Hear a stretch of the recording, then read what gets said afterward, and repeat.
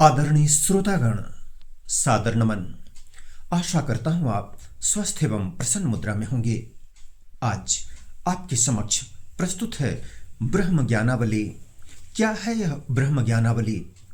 आद्य शंकराचार्य जी को जब ब्रह्म ज्ञान हुआ, परमात्मा की अनुभूति हुई, तो उस अनुभूति को जिन शब्दों में उन्होंने व्यक्त किया था, उसी के संग्रह का नाम है ब्रह्म ज्ञानावली। आइए देखते हैं क्या अनुभव हुआ उनको ब्रह्म ज्ञान के बाद। असंगोहम असंगोहम असंगोहम पुनः पुनः सच्चिदानंद रूपोहम अहमेवाहमव्ययः कहते हैं। कैसा लगा? असंगोहम असंगोहम असंगोहम पुनः पुनः, बार बार अंदर से ऐसी अनुभूति हो रही थी कि मैं असंग हूं। जन्म से ही लेकर इस देह का और दुनिया के साथ एक संग बना हुआ है, एक राग बना हुआ है, एक लगाव है, एक कनेक्शन है, वह टूटा हुआ दिखाई दिया। उन्होंने अनुभव किया कि सब कुछ टूट गया है। असंगोहम असंगोहम असंगोहम पुनः पुनः, तो जब टूट गया तो जो दूसरा स्वरूप आया वह क्या है?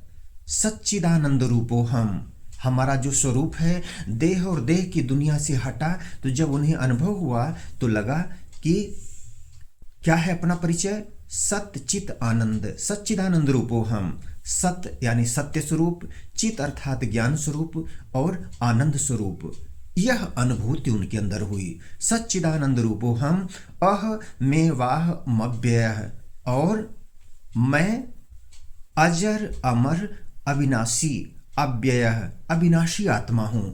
यह स्वरूप आया। फिर आगे कहते हैं, प्रत्यक्ष चैतन्य रूपोहम शांतोहम प्रकृतेः परः शाश्वतानंद रूपोहम अहमेवाहमव्ययः। प्रत्यक्ष चैतन्य रूपोहम, चेतना का जो गहनतम सबसे गहरा स्तर है, मैं वह हूं। पंच कोशों की यदि बात करें, एक स्तर की बात करें, तो हमारा जो ऊपर का स्वरूप होता है पंच तत्व का बना हुआ अन्नमय कोश, फिर इससे गहरा स्तर होता है वह प्राणमय कोश होता है। इसके बाद तीसरा स्तर है जो लेवल बना हुआ है, वह है मनोमय कोश। हम मन के स्तर पर जब जीते हैं हमारी चेतना जाती है। चौथा स्तर होता है विज्ञानमय कोश, और आखिरी स्तर होता है पांचवा आनंदमय कोश।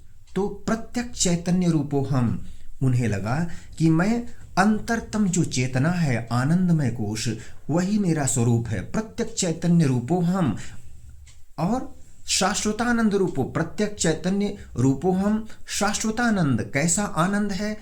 अक्षय अविनाशी आनंद, जो आनंद आ गया है। जिस तरह से एक होता है कहीं बल्ब प्रकाश का स्रोत कहीं हो और हमें दूसरी जगह दिखाई दे, और दूसरा होता है कि वो प्रकाश का स्रोत ही हमारे सामने हो।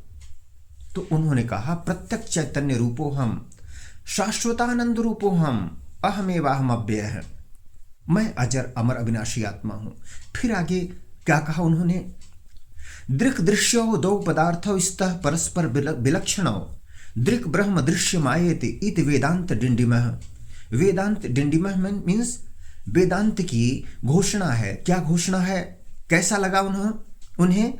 तो दृक् दृश्यो, एक दृक् होता है दृष्टा और दूसरा होता है दृश्य।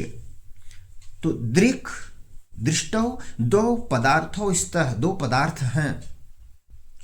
तो इन दोनों में भेद क्या है? दृक् ब्रह्म, ये जो दृष्टा है, देखने वाला है, वह ब्रह्म है, और जो दृश्य है वह माया है। माया क्या है? माया को परिभाषित करते हुए दार्शनिक ने कहा है, माया है the two functions of concealment of the real and the projection of the unreal. माया का काम क्या होता है? माँ यानी नहीं, या मानी जो नहीं है, तो माया क्या करती है? कंसीलमेंट ऑफ द रियल, जो सच है, जो सत्य है, उसको कंसीलमेंट, छिपा देना। And projection of the unreal, और जो असत्य है उसका आभास करा देना, उसकी प्रतीति ला देना।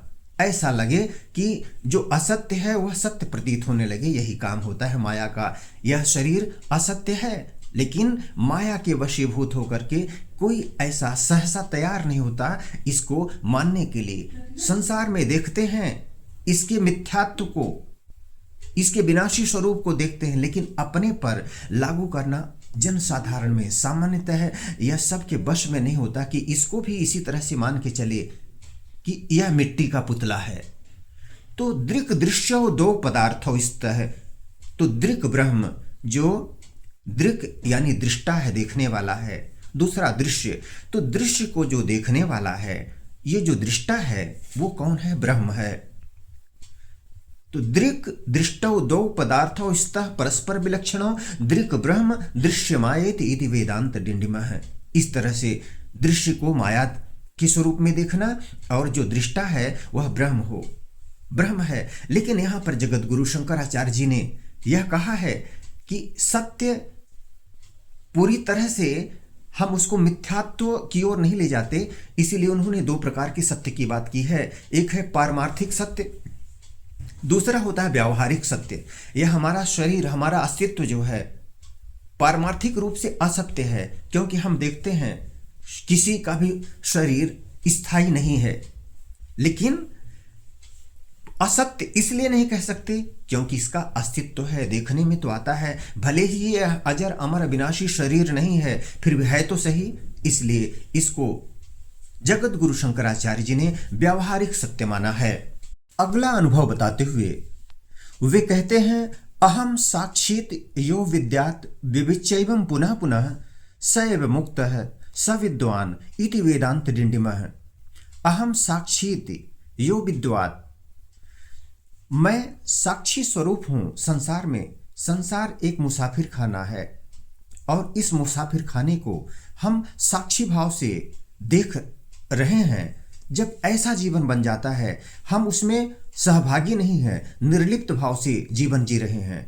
अहम साक्षी, उन्हें ऐसा अनुभव हुआ कि सारे संसार को साक्षी भाव से वे देख रहे हैं। जिस तरह से उपनिषदों में बात आती है कि एक वृक्ष पर दो चिड़िया बैठी हैं, एक फल को खा रही है और दूसरा देख रही है। जो तो देखने वाली चिड़िया है वह ब्रह्म के स्वरूप है, और जो चिड़िया फल को खा रही वह जीव के स्वरूप में है। तो अहम साक्षी इति यो विद्यात् विविच्यैवं पुनः पुनः, बार बार चिंतन करते करते जब मन में यह आ जाता है कि मैं साक्षी हूं, मैं अभोक्ता हूं, तो ऐसा अनुभव हुआ उन्हें कि वे साक्षी स्वरूप हैं इस संसार में। अहम साक्षीत यो विद्यात् विविच्यैवं पुनः पुनः स एव मुक्तः स विद्वान्, उनके अनुसार वही व्यक्ति मुक्त होता है, वही व्यक्ति सच्चे अर्थों में आध्यात्मिक होता है। स एव मुक्तः स विद्वान्, और उसी को विद्वान कहा जा सकता है। इति वेदांत डिंडिमः। आगे कहते हैं, ब्रह्म सत्यम जगन मिथ्या जीवो ब्रह्मैव नापरः। ब्रह्म सत्य है और यह संसार मिथ्या है। मिथ्या किस रूप में? कि ज यानी पैदा होना, गत यानी चले जाना, पानी के बुलबुले की तरह। देखिए कितने वर्षों से, हजारों वर्षों से सृष्टि अस्तित्व में है और कितने जीव आए और चले गए, काल के गाल में समाते गए। तो ब्रह्म सत्यम जगन मिथ्या जीवो ब्रह्मैव नापरः अनेन वेद्यम, ये जो जीव है वह ब्रह्म ही है, अपर नहीं है। ब्रह्म सत्यम जगन मिथ्या, संसार मिथ्या है। ब्रह्म सत्यम जगन मिथ्या जीवो ब्रह्मैव नापरः, ये जो जीव है इसमें वह स्वयं ब्रह्म ही है, अपर नहीं है। जीवो ब्रह्मैव नापरः यो विद्यात् विविच्यैवं पुनः पुनः।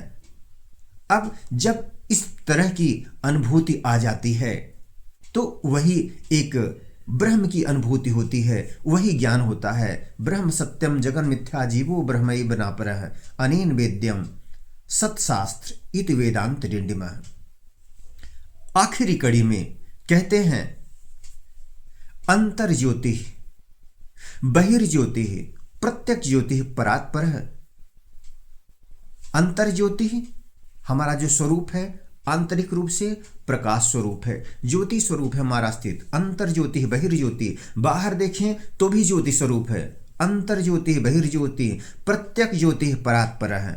अंतरतम के गहनतम स्थल में देखें तो परे से परे जो स्तर है वहां भी ज्योति है। अंतर ज्योति है, बहिर्ज्योति है, प्रत्यक्ष ज्योति है, परात्पर है।